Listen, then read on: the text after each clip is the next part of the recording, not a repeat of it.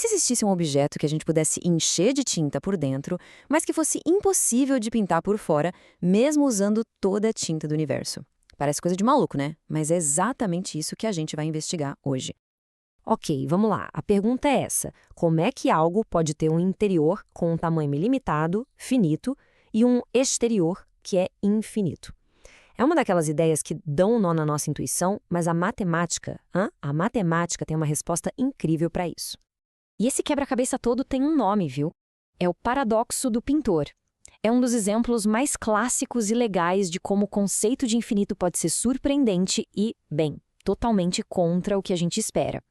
Para a gente conseguir entender o paradoxo, primeiro a gente precisa conhecer a grande estrela dessa história, uma forma matemática conhecida como a trompeta de Gabriel.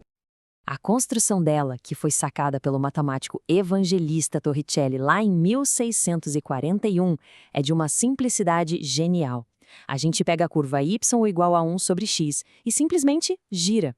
O resultado é essa forma que se estende, se estende, se estende para sempre, ficando cada vez mais fininha, mas que, olha só, nunca chega a se fechar. E é exatamente aqui que o mistério começa de verdade. A gente vai ter que investigar duas propriedades dessa trombeta que parecem brigar uma com a outra. O volume dela, ou seja, o espaço que tem dentro, e a área da superfície, a parte de fora. Aqui está o coração do paradoxo, a contradição que deixa todo mundo de cabelo em pé. O volume é finito, ou seja, caberia numa caixa, mas, de algum jeito, a área da superfície se estende até o infinito. Como isso é possível? Bom, vamos ter que analisar os dois lados. Vamos começar pela parte que parece, sei lá, um pouquinho mais normal. O volume ser finito. Como é que uma coisa que se estende para sempre pode ter um limite de capacidade dentro dela? O legal é que a gente nem precisa de um cálculo super complicado para pegar a ideia.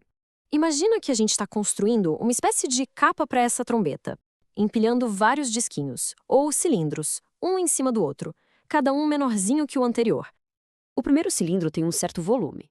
O segundo já é bem menor. O terceiro, menor ainda. A cada passo, o volume do cilindro que a gente adiciona diminui muito, mas muito mesmo. Isso porque o raio da trombeta está encolhendo numa velocidade absurda.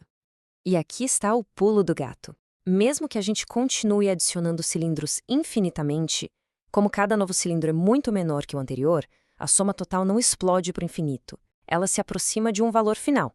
Ela converge. E claro, se a trombeta cabe dentro dessa pilha de cilindros, o volume dela também tem que ser finito. Faz sentido, né? E a matemática nos mostra que esse valor finito é exatamente π. É isso mesmo. Uma trompeta infinitamente longa contém um volume de exatamente π. É um resultado que é, ao mesmo tempo, surpreendente e lindo demais. Certo, a parte do volume então está resolvida. Agora vamos para a parte que realmente dá um nó na cabeça, a área da superfície ser infinita. A lógica é parecida, só que ao contrário. Em vez de construir por fora, agora a gente vai colocar uns anéis por dentro. Só que quando a gente começa a somar as áreas de cada uma dessas faixas, a história muda completamente. Essa soma cria uma coisa que os matemáticos conhecem bem, a série harmônica. É uma soma de frações famosa que, apesar de cada pedacinho ficar menor, a soma total cresce para sempre, sem parar. A soma dá infinito. E esse é o ponto-chave. Pensa bem, se a gente consegue encaixar uma superfície com área infinita dentro da trombeta, a superfície de fora dela tem que ser no mínimo tão grande quanto. Ou seja, ela também tem que ser infinita. Não tem como escapar. Ok, então a gente provou os dois lados. Volume finito, área infinita. Então, como é que a gente resolve o paradoxo da pintura? Se dá para encher a trombeta com uma quantidade π de tinta, por que essa mesma tinta não serve para pintar ela por fora? A resposta está numa suposição que a gente faz sem nem perceber. É a ideia de uma camada uniforme de tinta. A gente sempre imagina a tinta criando uma película de espessura constante, perfeitinha. E é aqui que a matemática pura encontra a física do mundo real. Uma camada de tinta tem uma espessura mínima, certo? Pensa no tamanho de uma molécula. Conforme a trombeta vai afunilando, vai chegar um ponto em que ela fica mais fina que a própria molécula de tinta.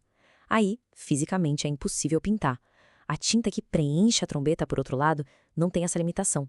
Ela só vai se espalhando e ocupando o espaço que tem, ficando cada vez mais fina junto com a trombeta. Essa analogia é perfeita. Pensa numa massinha de modelar. A quantidade de massa, o volume, não muda, Mas, conforme a gente vai esticando ela, fazendo um fio cada vez mais fino e longo, a superfície que a gente pode tocar aumenta absurdamente. A trombeta de Gabriel é basicamente levar essa ideia ao extremo do extremo. No fim das contas, o paradoxo do pintor revela um segredo fascinante. O infinito consegue se esconder dentro de limites finitos. E essa ideia surpreendente não é exclusiva da trompeta de Gabriel, não. Ela aparece em muitos outros lugares, tanto na matemática quanto na própria natureza. Olha só o floco de neve de Koch. Ele cabe direitinho dentro de um círculo, então a área dele é finita. Mas se a gente der um zoom na borda dele, a gente vê um padrão que se repete para sempre, infinitamente. Isso faz com que o perímetro dele seja infinitamente longo. A mesma coisa acontece com litorais. Medir a costa de um país com uma régua de 1 quilômetro dá um resultado. Mas se a gente usar uma de 1 metro, vamos pegar mais detalhes, mais curvinhas e o resultado vai ser maior. Quanto menor a nossa ferramenta de medição, maior o litoral se torna, teoricamente, indo para o infinito. Isso tudo nos leva a uma última reflexão. O paradoxo do pintor nos mostra que o infinito não é só um conceito de algo muito, muito grande. Ele pode ser uma propriedade da textura, do detalhe, escondido bem debaixo do nosso nariz. A questão que fica é, onde mais ele pode estar?